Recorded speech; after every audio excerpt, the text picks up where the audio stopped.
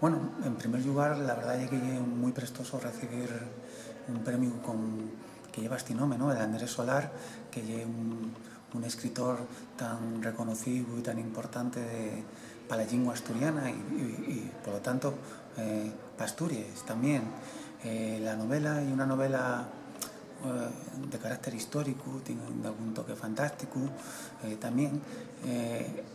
Transcurre, digamos, en un periodo que siempre me prestó mucho, que es el periodo, digamos, previo a la Revolución Francesa, y luego lo que es la Guerra de la Independencia, en Asturias, pero realmente también en lo que es Burgundu, ¿no? El mundo este imaginario que yo formé en otros libros, y la cuestión era dar un pasado, digamos, a ese mundo imaginario, y yo creo que se me da luz gracias a través de la Guerra de la Independencia y, como digo, de este periodo, de esta domina que siempre me prestó mucho estudiar.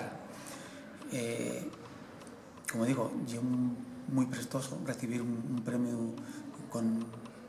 con este nombre, y la verdad es que estoy muy agradecido.